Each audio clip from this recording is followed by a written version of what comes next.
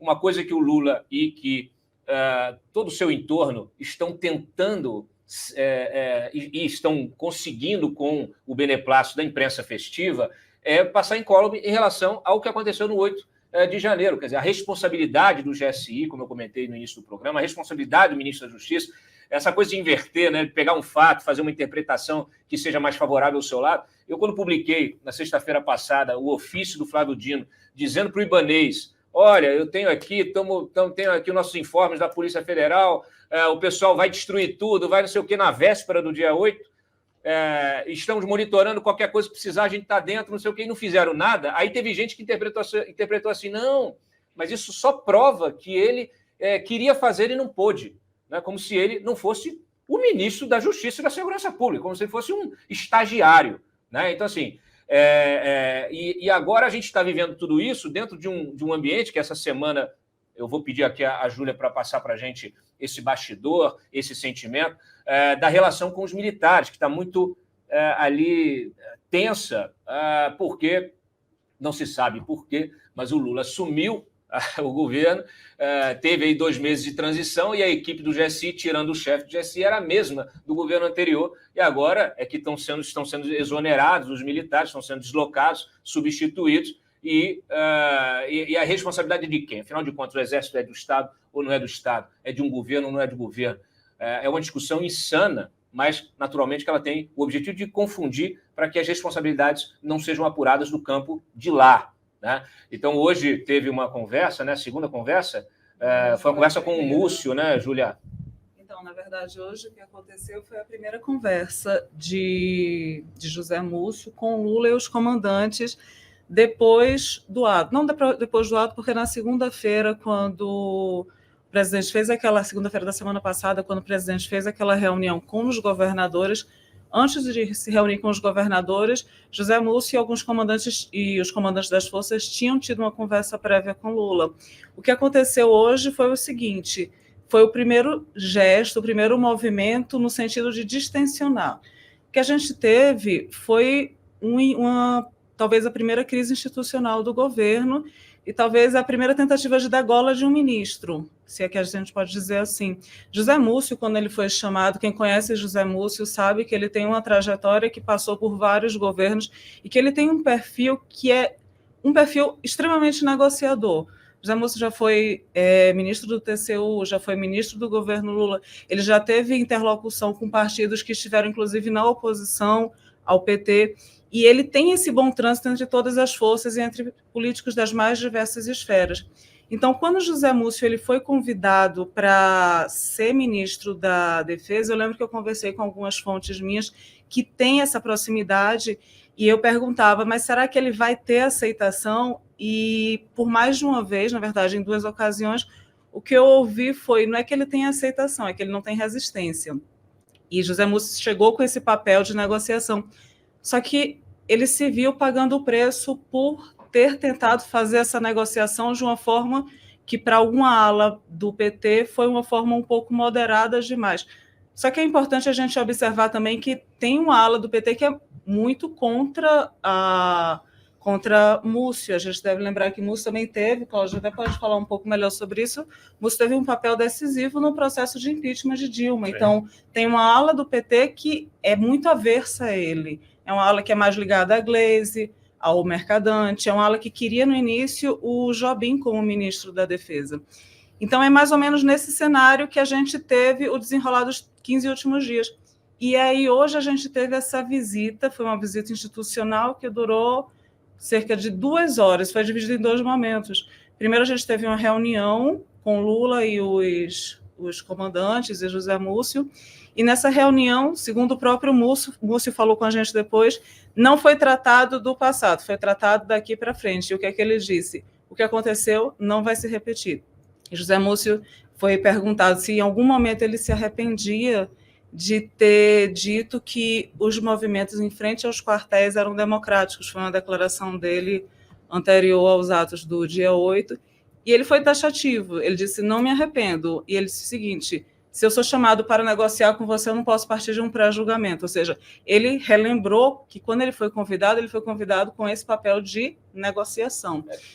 É curioso porque você falou do Jobim, né? Sim. E assim, O Jobim saiu na defesa dele o ontem, Jobim, que é uma coisa super curiosa. Exato, né? O Jobim ontem, num evento, a gente reproduziu no site essas declarações, ele saiu em defesa do Múcio, ele falou, ele reagiu a esse movimento sem anistia, não sei o que e tal, porque ele entende, e o Jobim é um sujeito que já foi presidente do Supremo, já foi ministro da Defesa, é um cara que já foi deputado constituinte, ele é um cara que conhece a estrutura como poucos, e tem o pezinho hoje dele no mercado financeiro, está lá no BTG, então ele é capaz de, já foi chamado até para intermediar crises aí com o Supremo em passado recente, e ele entende exatamente aonde a coisa aperta, porque efetivamente, se o Lula resolvesse tomar uma decisão em relação à omissão ou à cumplicidade de militares, das cúpulas militares com todo esse movimento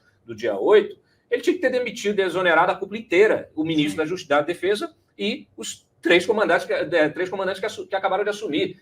Né? E agora, é lógico, ele sabe que isso provocaria uma reação que talvez implodisse o seu próprio governo, porque há sim um DNA ali de alguns grupos, tem um DNA golpista, sim. Aliás, a história da militar brasileira, ela traz essa sementinha do golpe ali sempre presente. Agora, e o Jobim falou uma coisa a mais, ele falou justamente em pacificação. E é disso que se trata, né? A gente está vendo algumas coisas acontecerem, e é muito curioso, aí eu até vou te passar também para você comentar, mas a gente está chegando aqui no fim do nosso tempo, mas é o seguinte, quer dizer, eu vi hoje tivemos a operação do Ibanez, a Polícia Federal, por ordem do Moraes, cumpriu o mandato de busca e apreensão na casa do Ibanez, no escritório do Ibanez. O Ibanez é advogado também. E aí o Cacai, que não precisa de apresentações, saiu em defesa do Ibanez, dizendo, inclusive, do absurdo que é você fazer uma operação dessas lá no escritório, porque o advogado tem a prerrogativa, tem a blindagem como profissional. E olha só a confusão que está acontecendo, porque esses caras até ontem estavam batendo palma para o Moraes. A gente teve aí o Glenn Greenwald, que foi aí o responsável pela Vaza Jato, e que era incensado pela esquerda, agora tomando porrada da esquerda, porque foi resolver criticar o Moraes, dizendo que há abusos, há excessos. Então, assim, tá difícil ter coerência aí, tá difícil até para quem está do lado de fora se posicionar nessa arena, né, Madá? Porque virou tudo grupo, né, Cláudio? Grupo contra grupo. As pessoas não têm mais princípios, as pessoas não têm mais bússola moral. Você pergunta para a pessoa o que ela acha certo, o que ela acha errado, ela não sabe te dizer. Com raras exceções de gente que tem coisa a perder, ou de gente que tem senso de sobrevivência. O Cacai as pessoas podem amar ou odiar, mas o Cacai tem senso de sobrevivência, o Cacai não é nada burro. Ele sabe que agora, se ele não gritar, o próximo é o dele. Porque o pau que com muito amor bate em Chico, com muito amor bate em Francisco. E ou existe uma regra, ou não existe.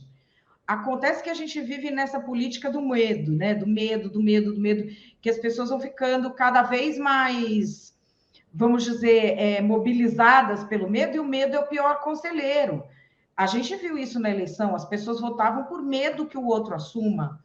E as coisas estão sendo feitas agora e aceitas muitas coisas com medo do que pode acontecer, sem medir as consequências de futuro. Isso que a gente está vendo, por exemplo, nas Forças Armadas, Cláudio, como o presidente Lula está lidando com essa situação, é mais um dos casos em que ele está querendo utilizar essa lógica de nós contra eles numa questão que não se aplica. O comandante em chefe das Forças Armadas se chama Luiz Inácio Lula da Silva. Qualquer problema nas Forças Armadas, o responsável se chama Luiz Inácio Lula da Silva. E ele tem de resolver a parada, não de ficar bancando a blogueirinha influencer, dando entrevista sobre isso. Ele pode ter sentido traído? Pode ter sido efetivamente traído? Eu não duvido. Ele tem o direito de pensar isso, de investigar isso? Tem. Ele não tem o direito de tratar essa questão tão delicada e tão importante para o Brasil como se fosse uma treta do BBB, que é o que ele está fazendo. a gente está tendo as coisas reduzidas, vamos dizer, a um nível de simplicidade que não existe no mundo. Tem alguns autores dessa economia digital que falam, Cláudio, por exemplo, quando você aprende a dar um chute no FIFA, ou quando você aprende como é que você ganha like na rede social, a resposta de um universo mediado por algoritmos, ela é elegante. Ela te dá o retorno à medida em que as suas habilidades avançam. E a vida não. A vida, sua habilidade avança, ela te dá um belo de um tapa na cara. Então, os políticos estão usando essa simplificação intelectual da gente achar que sabe o que está acontecendo, a gente achar que sabe como as coisas vão progredir, para manipular as pessoas. O Lula está fazendo isso nessa questão. Só que existe o mundo real com as Forças Armadas, que é o que vai ter de ser equacionado, né? É o que vai ter de ser equacionado, assim, o mais brevemente possível. Mas eu creio que a gente vai ter ainda, olha, muitas emoções de oba-oba, porque até as pessoas aprenderem como funcionam as redes e como elas fazem a autorregulação emocional para passarem a usar o algoritmo, em vez de serem usadas como estão sendo, enquanto as pessoas não aprenderem isso, muito oportunista ainda vai se aproveitar das pessoas. E Sem dúvida. quem cair vai pagar o pato, né, Cláudio? Quem for trouxa na mão desses caras vai acabar com uma conta muito alta para pagar.